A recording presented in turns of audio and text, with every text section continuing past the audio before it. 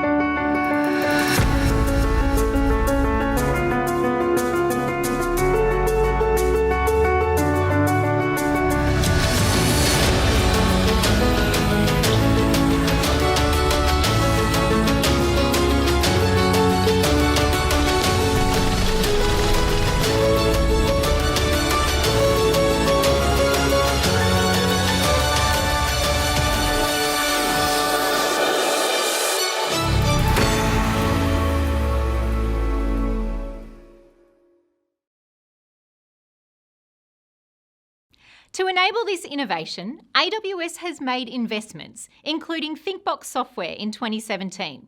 Now, customers across many industries know ThinkBox because of our flagship product Deadline, which is a render queue manager.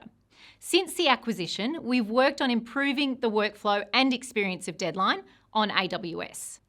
In 2019, we acquired Nimble Collective, a company that was focused on helping artists collaborate more easily by taking advantage of using the cloud to make studio and infrastructure setup easier and less of a burden. The founders wanted artists to spend more time creating and less time dealing with all of the other stuff. So, the Nimble Collective team came in-house, pulled it all apart, and spent the past 2 years rebuilding the service on AWS.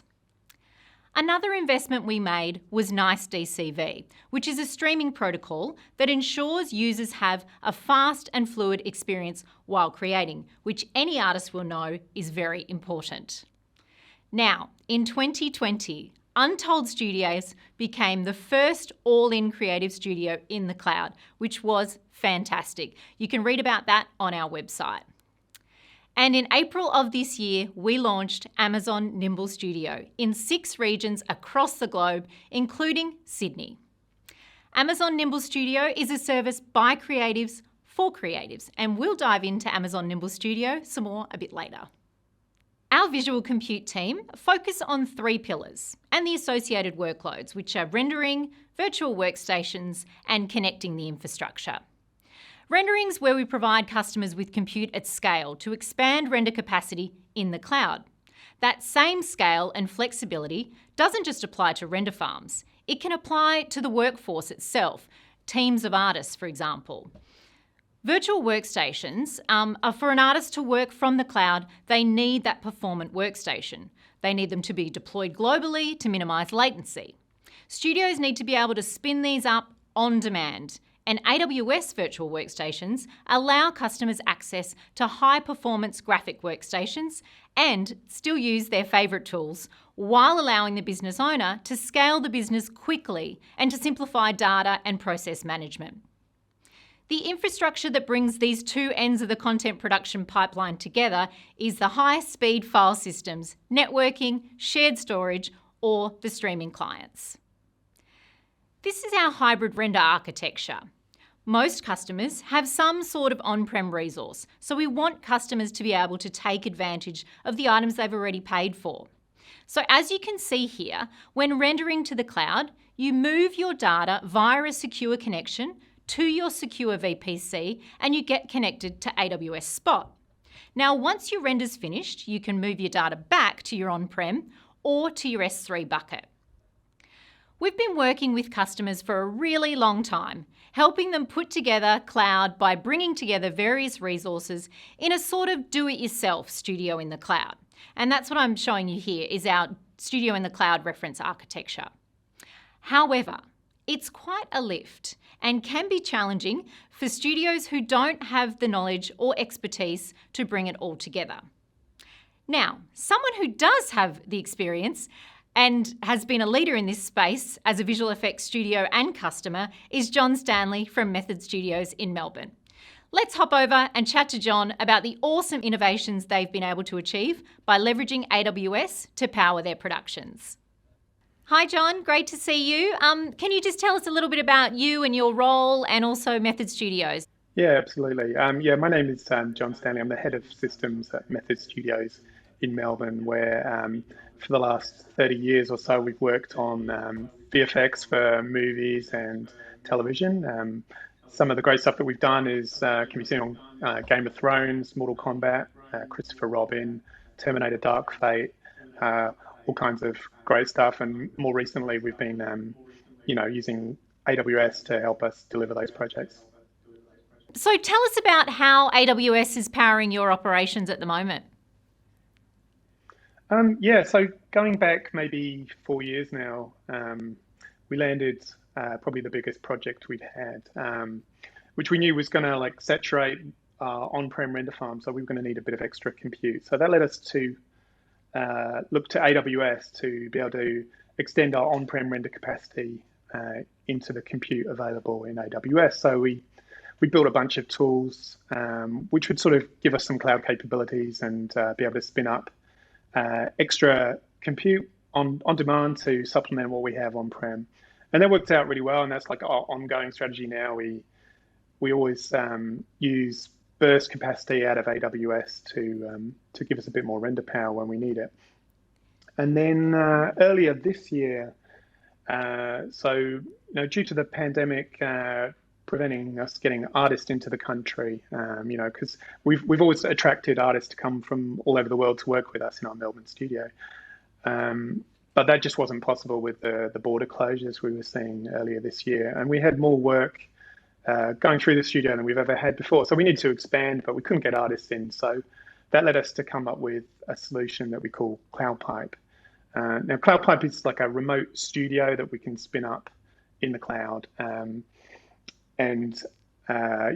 That parcels up some workstations, some storage, some render, and all the other kind of bits of infrastructure that go with that to support our pipeline.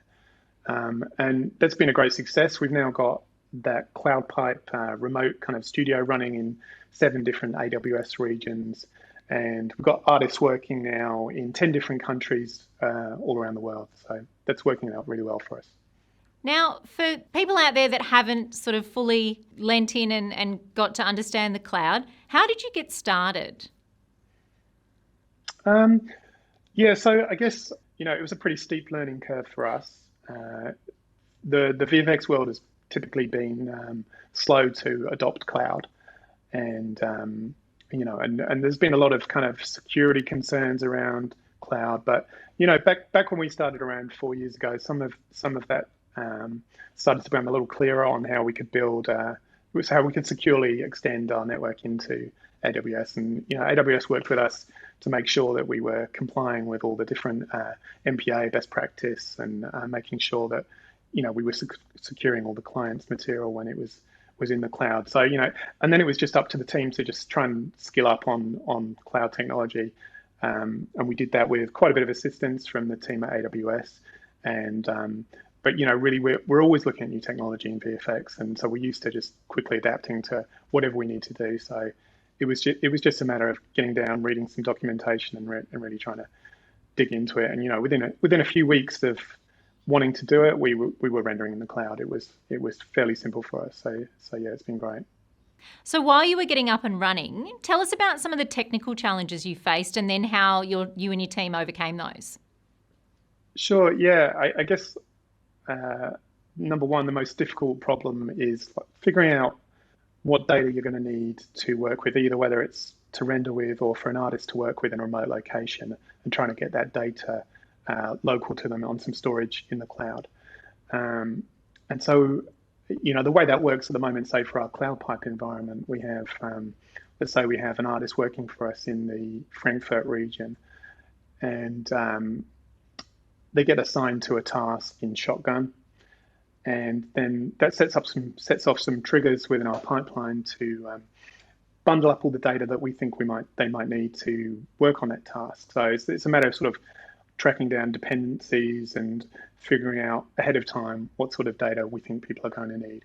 And then we bundle all that up, and we will then put it in a S3 bucket in that Frankfurt region, so that when the artist comes to work on that task, they'll log into their cloud workstation, they'll be attached to FSX for Lustre storage, which presents the data in that S3 bucket to them. And if we've done it right, then they have all the data they need to work on that task. And really our goal is to try and make that totally transparent to them. They shouldn't really have to think about the data that they're going to need to complete their task. That should be something the pipeline takes care of for them. And then on the other side, we've got, when they're rendering, we've got hooks into deadlines. So when they complete a render task, automatically that's going to fire off a sync of that completed frame back to our studio in Melbourne. So by the time their render's complete, a supervisor in Melbourne can be reviewing that shot and providing feedback to the artist and having that kind of quick iteration that we need in VFX.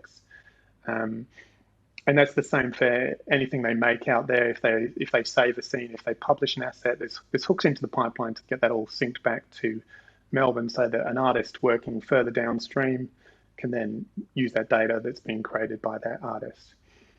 So the goal is to make it sort of as seamless as possible. I think you touched on a really important point there, which was that data syncing piece. And I think that's something that lots of studios have a challenge with. The other piece you mentioned was these sort of follow the sun type operations. And tell us about that, because that's something that I think you've been able to achieve with the help of AWS.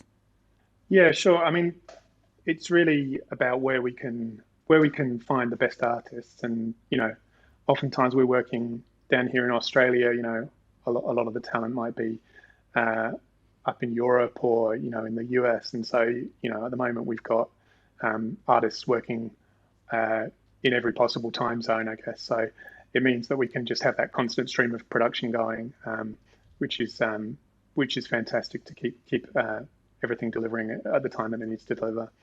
So, John, are there things you can do now that you couldn't do before? Yeah, absolutely. So, now we have this idea of remote studios in the cloud. It opens up this concept of elastic infrastructure that we never had when we were working on-prem. So, we can dynamically grow and shrink all parts of the infrastructure, workstations, storage, render, just based on demand. And that really fits in with the way that VFX works. Everything's pretty unpredictable, and there are big peaks and troughs. We might need to bring on, 20 artists quickly to complete a shot by a deadline. And so we can quickly, in a few minutes, spin up 20 extra workstations in whatever region, anywhere in the world, and have enough storage and render to take care of that work as quickly as that we need it. And then, the other thing that we can do now that was harder to do before is just reach the best talent anywhere in the world. So, prior to us being able to run things in the cloud, we had to rely on, weeks of time spent, after we recruit someone, getting visas and airplane tickets and accommodation and just the time it takes to relocate someone. But now we can find a fantastic animator in Brazil, for example, on a Monday morning, and then that Monday afternoon we can be pushing a button which triggers a bunch of Terraform and Ansible, Packer, like all our infrastructure as code, which will just automatically deploy a new region, and we can get that done in a few hours, so that the next morning that artist can be sitting at home, they can securely connect to their cloud workstation and have all the storage and render that they need and get going really quickly, which really fits in with the way that we need the business to work. And that artist feedback has been absolutely fantastic. We've they get to work on the latest CPUs, GPUs, plenty of RAM. They have as much storage and render as they need to get the job done. So there's no barriers to them doing their creative work that they need to do. And the whole thing is just great for the business, and it's also great for artists too. Thanks so much for that, John. Now let's take a look at Amazon Nimble Studio. Amazon Nimble Studio is a new AWS service that allows creative studios to deploy cloud infrastructure and be up and running in just a few hours. It lowers the barrier to entry for studios that want to focus on what they do best, which is produce visual effects, animation, and interactive content entirely in the cloud. And that includes from storyboard right the way through to final deliverable. Remember when you were a child and your teacher would hand out a bunch of pens and pencils? You'd be on the floor with your friends and scribbling and having fun drawing together, feeding off each other's creativity. And sometimes you might even create something amazing. Obviously, feature animation and visual effects are far more complicated than those kinds of murals. But that environment of creativity, the fostering of collaboration, the freedom to express yourself, that's what the team wanted to achieve with Amazon Nimble Studio. We wanted to create the ideal working environment for creative people. So what are some of the things we think about when working to empower teams to work this way? The ideal creative working environment contains all of the tools necessary to create art. Whether it's a coloured pencil or an animation pipeline with all of the software applications configured for artists to use, creative people need tools to create their art. Artists need to be able to collaborate and seamlessly share ideas and creative outputs with their teams. And finally, artists need this environment to give them artistic freedom. The tools or the technology that we use to create should disappear and we're able to enter our creative flow. The environment should not hinder this process, but support it. And when we talk about creating this working environment for artists working in animation and visual effects, we want to ensure that it will adapt and scale to accommodate different types of projects with different complexities and different size teams. Everything from a 2D style short to a 3D film with realistically rendered materials and simulated effects. It's easier said than done because there are lots of moving parts, such as software packages, plugins, versioning, terabytes of data, workstations, render farms. This all needs to be set up and configured so that the artist's project data gets passed from one artist to the next, all while the artist maintains that sense of creative freedom. A lot of studios have been looking to the cloud to handle many of these complicated components of setting up studio infrastructure and making it repeatable and scalable. And while animation and visual effects studios tend to hire a lot of really talented technical people, they may not be cloud experts. This is where Amazon Nimble Studio comes in. Amazon Nimble Studio acts as a central hub of your studio infrastructure and allows you a single point of configuration. When you deploy Amazon Nimble Studio, you have the ability to manage your users by creating accounts for them. Artists will be able to log in through an artist-friendly portal. They can collaborate remotely because all of the infrastructure is in the cloud, so they don't need to be in the same physical location. They can access project data on scalable cloud file systems. And this means that when you need more space for your project data, you can add more with the click of a button. And archiving that older project to lower cost Glacier storage is just as easy. Your artists can render on an elastic cloud-based render farm. And when you need more render resources the most, they are already on hand. So crunch time becomes much less stressful. And of course, the software deployment kit gives you more power to customize your studio and leverage all of the services AWS has to offer. So in a nutshell, Amazon Nimble Studio provides the orchestration and management of your cloud-based resources, including your on-demand GPU-based workstations, high-speed storage solutions, and access to your compute and render farms. And of course, it's backed by AWS's global infrastructure. It's built with security and scale in mind. You can bring your own architecture or deploy a default studio. You have access to resource management. You can deploy your custom pipeline. You have full API support. And finally, you have access to AWS Premium support. And from an artist's perspective, having a fluid and fast experience with their applications is of the utmost importance. Our instances are streamed using AWS's Nice DCV protocol, and it supports dual 4K monitors, giving artists an experience that's just like they're used to, including pressure sensitivity and hotkeys, as well as the ability to connect through either a web or local client, giving artists an experience that's a joy to use. It doesn't matter what kind of workstation they have on their desk, can be Mac, Windows, Linux, or even Chrome OS. They can connect to their workstation and start creating. The Cloud Render Farm uses AWS ThinkBox Deadline to manage the render jobs. Artists can submit jobs to the farm, set their priority, and Deadline handles the rest. To render the jobs, Deadline spins up EC2 spot instances based on what is in the queue. And this means that when you're early on in production, you aren't paying for render capacity that's going unused. And when your team goes into crunch, the farm elastically scales to fit your needs. And because all of your production data is already in the cloud, there is no need to wait for data to upload to the cloud to render your work. The same file systems that are mounted on your virtual workstation mount to your render workers. Launch profiles allow the studio admin to control what studio resources are available when the launch profile is used to launch the virtual workstation. The machine images associated with the launch profile determine what operating system the virtual workstation will be and what software is installed. Studio components such as render farms, storage volumes, license servers, and custom components can be included in the launch profile. The admin can also choose to give the artist using the launch profile a choice in machine type, which allows them to scale the power of their workstation. That's enough from me.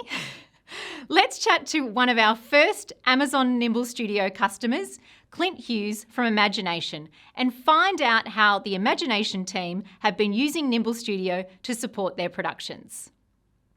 Hi Clint, thanks for joining us and very glad you got the wardrobe memo there. Thank you. Yeah, we aligned that quite well, didn't we? Clint, tell us a bit about yourself and about Imagination. So I'm the IT operations manager for our Asia Pacific offices. Imagination's a content events agency with 14 offices dotted around the globe. Awesome. And you were one of our first Amazon Nimble Studio customers. So tell us, why did you choose Nimble Studio? It just required change from our perspective, you know, looking at all our hardware infrastructure, the way we're creating content, moving data around the world, and the challenges involved in maintaining all those things. It's just getting really difficult to handle. The size of content that's being captured on, you know, shoots around the world, 4K, 8K, raw footage, and then proxy files to go with it. You know, it's hundreds of gigabytes, if not terabytes at a time, and that can be 20 or 30 shoots easily around the world. So how do you get that back and synced to artists sitting at home, even in studios with amazing internet connections and all those sorts of things? So it started me down the path of how do I bring this into a cloud service and answering the questions that would come with that around licensing models, providing access to artists so they can actually use something like this. How do they do it efficiently? Yeah, so that's when I came across Nimble and found that does exactly what it says on the tin. I get easy launch controls for artists to pick workstations that they need to do their jobs. From an IT perspective, I get the management. I can see all of that happening. I can update at the click of a button, and I can pretty much employ any artist anywhere in the world to access the content that we need them to build. So how are you using Nimble Studio to support your workflows and productions today? So the beauty of the system is that it already lets you lift and shift your existing studio up into the cloud. Nothing will really change. Your tool sets are all there. Your ability to render, whatever your render pipeline happens to be, you can add pretty much whatever it is you need your studio to be. At the end of the day, it's a Windows platform or a Linux platform that you will already be familiar with. So Clint, what benefits do you see Nimble Studio bringing to your operations over time? So beyond the obvious efficiencies that centralizing your data and assets and stuff on a cloud platform brings, what it will bring is a complete standardization of our workflows across all of our offices and provide a much better collaboration on projects between those spaces. I think the more important aspect is that you're no longer needing to limit yourself on local talent. You can employ anyone from pretty much anywhere. So this distribution of teams comes with standardization of software, of licenses, of the tools that we use, all while keeping it secure and locked away to comply with whatever clients and stuff require. Thinking about your operations now, are there things that you can do now that you couldn't do before, or things you can do more easily? I think the key to your question there is that it is just easier. I think nothing has really changed from a workflow perspective, but the speed in which you can access data assets, it's all in one spot. The issues around version controls, they more or less disappear because it's one point of reference. You can roll back at the click of a button, enhance workstations at the click of a button, and get anyone to access anything and review and change. So yes, we do those things now, but not to this speed and capability. And tell us about any technical challenges you faced and how you managed to overcome those. So for me, putting my hand up, AWS is relatively new in terms of the console and the management. I do access S3 and Route 53, but that's about the extent of my knowledge. So to start on something like Nimble and get it to where it is now is pretty cool. So to a point where following the documentation and working with the support guys that run the Nimble platform, I'm jumping in and out of EC2, building Amazon machine images, FSX storage, syncing S3 buckets, creating launch profiles. It's, you looked at it and geez, that's a lot. Now it's just second nature. It's great. So you're working from an IT admin perspective. What's the feedback been like from your artist perspective? So the artists are really, really happy and impressed with what it brings them. They access their workstations through the Nice DCV platform, which is provided, and for them it's just working as they were before. And there's, you know, the thing that scares me, I think, is that they're creatives. They will give me more. They'll push as far as they can go, and I have to say no. But I think the beauty of it is that you can stop, you can manage it that way. Whereas now we'll run at 100%, and we can't do more than that. So, Clint, looking ahead now, how do you see imagination evolving from a technology perspective?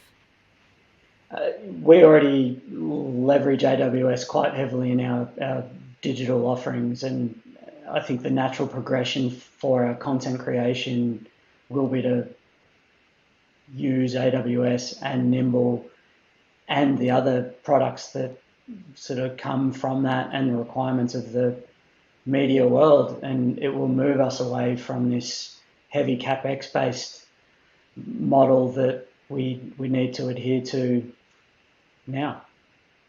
Thanks so much, Clint, and thanks to you all for joining us today.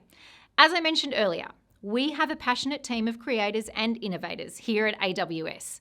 We've built this team of specialist industry talent with experience working for studios including DreamWorks, Pixar, ILM, Weta Digital, Animal Logic, Method Studios, MPC, and plenty more. This group understand the challenges of our customers based on first-hand experience.